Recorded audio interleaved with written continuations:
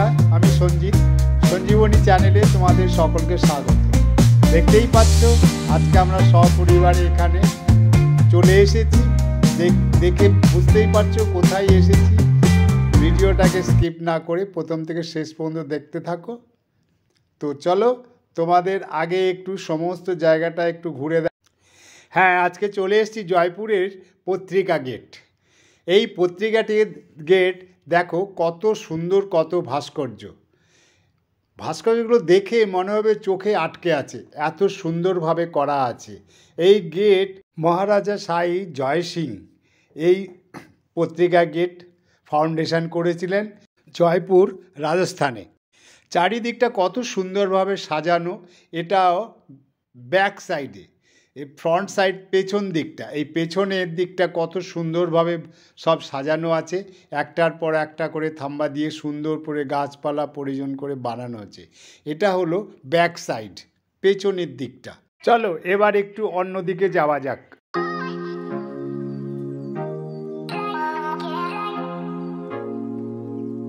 আমাদের সঙ্গে যে ড্রাইভার দাদা, অসাধারণ তার ড্রাইভিং, এত সুন্দর চালিয়েছে, আমরা বুঝতেই পারিনি যে এতটা রাস্তা কত সুন্দরভাবে জার্নি করা হয়েছে।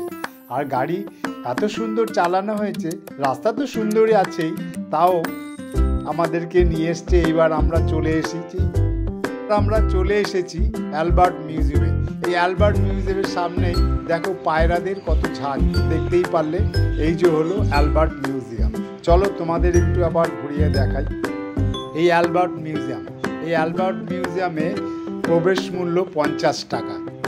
এমন কিছু নয়, কিন্তু ভেতরে অসাধারণ সব জিনিস, এই দেখে সব মুগ্ধ হয়ে যাবে। আগেকার দিনের রাজাদের সব কিছুই আছে। তারা কি কি ব্যবহার করতো, তাদের সেখানকার টাকা পয়সা সব কিছু এখানে রয়েছে। তো দেখো তোমাদের একটু ঘুরে চারিদিকটা দেখাই।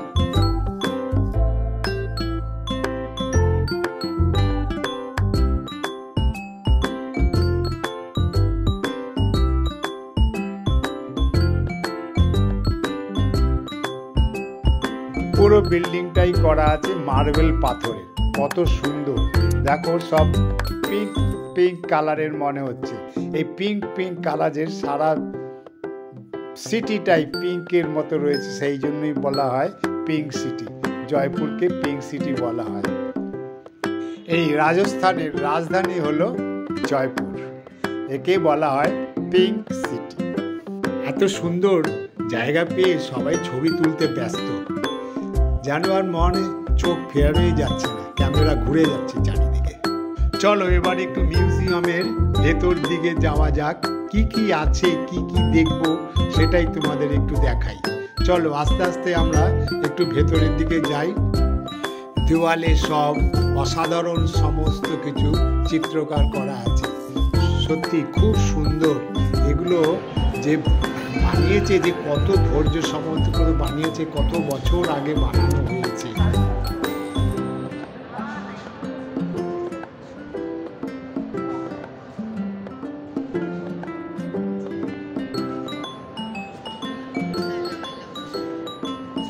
এই তখনকার দিনের কার্পেট, তখন রাজা মহারাজারা এই কার্পেটগুলো ব্যবহার করেছে। সেই কার্পেটগুলো এইখানে কাচের ঘরের মধ্যে বিছিয়ে রাখা হয়েছে সবাইকে দেওয়ার জন্য। কত সুন্দর কাজ, দেখো কার্পেটগুলো কত সুন্দর।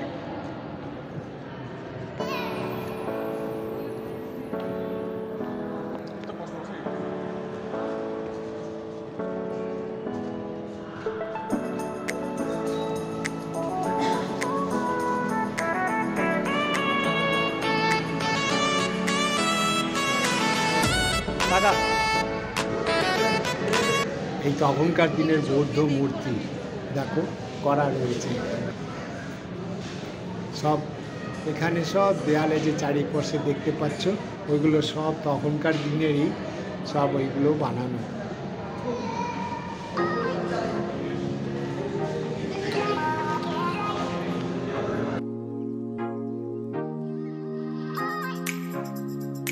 আর দিনের রাজা মহারাজা এদের প্রজাদেরও কিছু স্ট্যাচু করা আছে এখানে।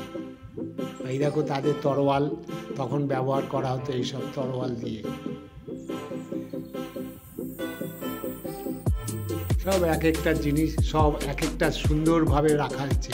দেখো কত সুন্দরভাবে তখন এই সবগুলো ভাজ, ফ্লাওয়ার ভাজ সব কিছু এইভাবে রাখা হয়েছে, কত সুন্দর করে রাখা হয়েছে দেখতে পাচ্ছ। ওরা এসবগুলো ব্যবহার করতো, সেইগুলোই এখানে ডিসপ্লে করে রাখা হয়েছে।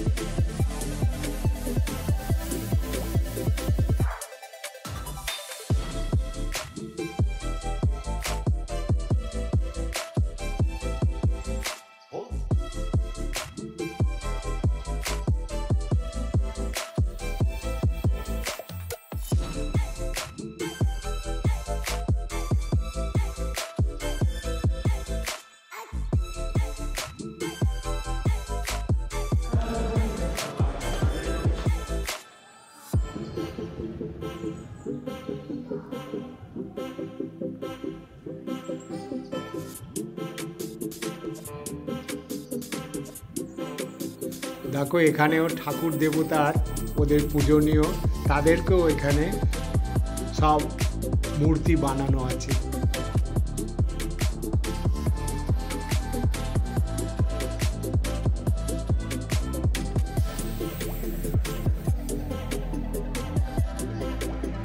এইগুলো ওদের তখনকার দিনে যুদ্ধক্ষেত্রে ব্যবহার করা হতো, এইসব তরোয়াল, এদের ঢাল তরোয়াল সবই রাখা আছে এখানে।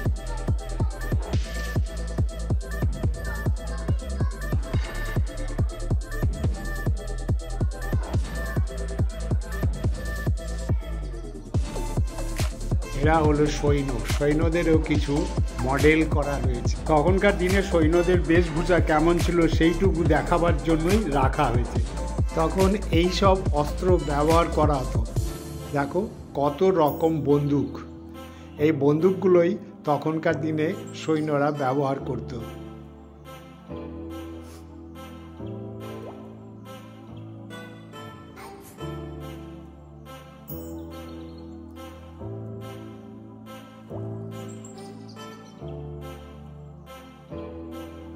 এগুলো হলো ঢাল, এই যুদ্ধক্ষেত্রে এই ঢালগুলো হাতে নিয়ে ব্যবহার করত।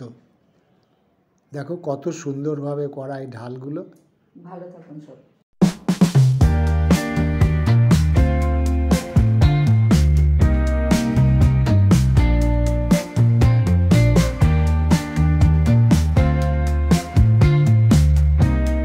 এই দেখো তখনকার দিনের মুদ্রা, সোনার সব এইগুলো, রূপো